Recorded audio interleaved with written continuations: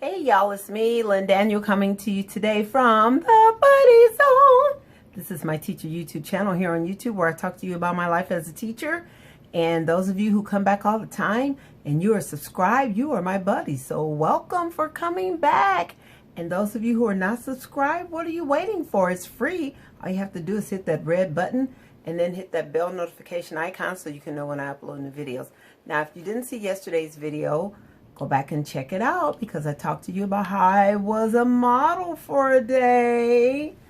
Hey, Vogue, Vogue, Vogue. So go back and check it out. And today I want to talk to you all about self-care and weight loss and, you know, things like that. Because I was reading something that said last year about 63 teachers died on the job throughout the United States. 63 teachers, as it was, I guess, documented that happened. And I mean, that's horrible. That's a horrible thing to happen. And personally, I know someone from when I was in college, my first year of college, a friend that I made in college went on to graduate and become a PE teacher. And he died on the job, guys. And so... and he was a young man in his 20s, okay? All right, so, and I know that is dramatic. That is a drastic far end of the spectrum, but teacher self-care is so important. I was looking over my medical benefits and coverage and everything, medical claims, because as you all know, I've been under the care of a nutrition doctor to help me address a lot of different issues that I was having related to obesity and, you know, not taking very good care of myself or not taking the highest care of myself because I thought I was doing a good job. But when you're overeating and you're not taking good care of your nutrition, it shows up in other ways in your body. So I was looking at my medical benefits and I saw how much was spent last year for my treatments and my care to really help me get back on track. And that amount was astronomical. And it also was like an eye-opener to me of the importance of having good health. Because, I mean, if it was just me, thank God I have medical coverage. But if it was just left up to me to pay for it out of pocket, my goodness, it would have been too much. So the point of today's video is just to talk to you all a little bit about how my journey has gone. And I'm really not going to call it a journey this time because I've lost weight many times in my life. I've lost 50 pounds or more at least 5 times, guys. So that's 225 pounds, right, of loss and gaining. And that is difficult on the body. That is wear on the body. Twice through pregnancy. And then, you know, after being pregnant, not being able to release the baby fat and then gaining weight on top of that is really what triggered and made it really bad for me.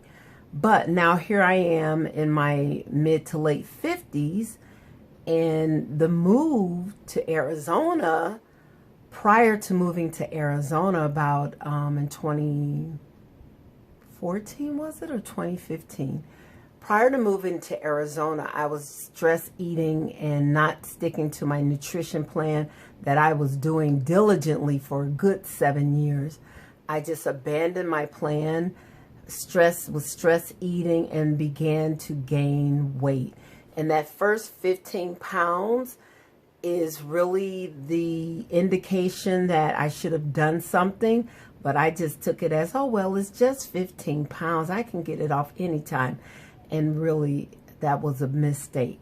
So I found myself here in Arizona under, you know, teaching in a new school, learning how elementary school functions as opposed to middle school, learning meeting the requirements for my reciprocity certification, and just, and working on my doctorate and all of that. And it just led to me totally abandoning my nutrition care that I had established back home, that I had diligently worked on for 7 years.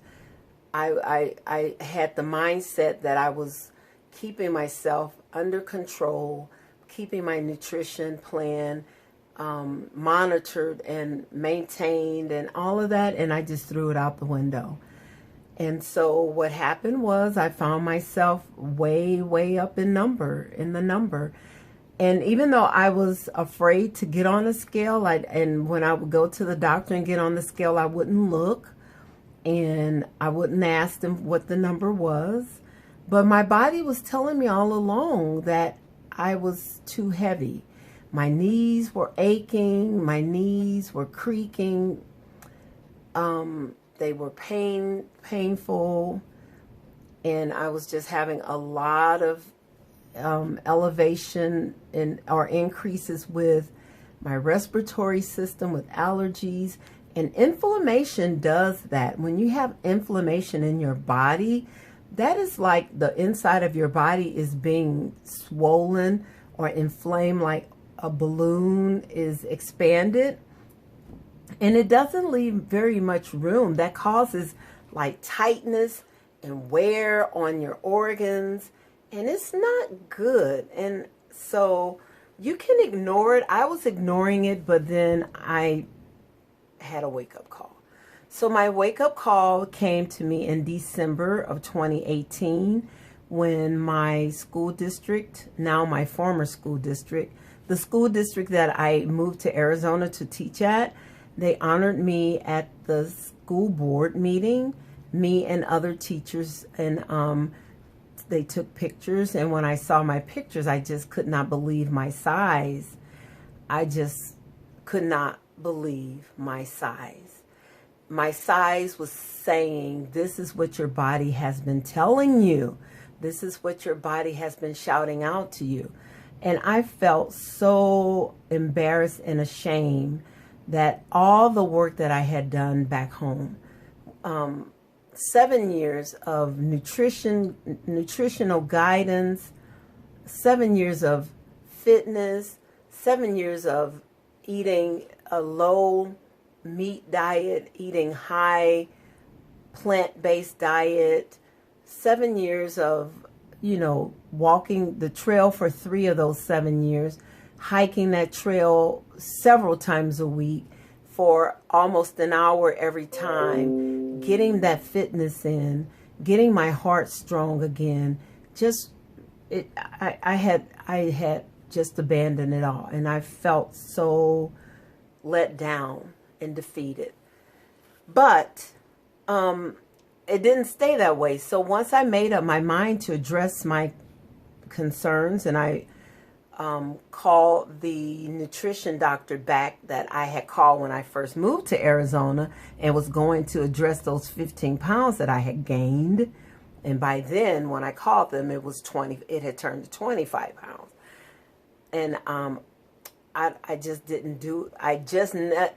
not initiate and immerse myself in the program when I first moved here because of all that I had undertaken, and my time was just so busy.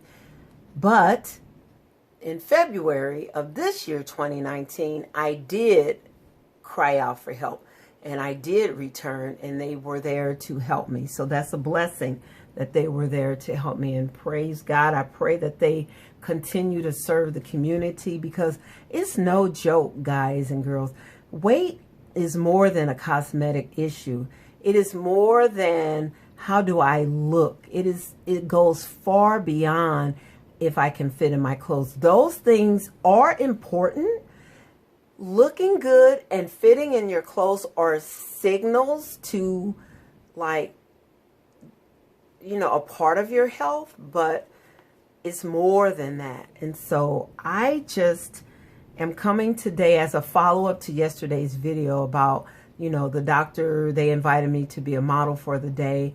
I'm just really coming to share with you all the importance of self-care, and especially nutritional self-care and fitness, and just keeping our bodies in a homeostasis state where everything is balanced, and your blood is alkaline and it's clean, and you're not in a state of inflammation or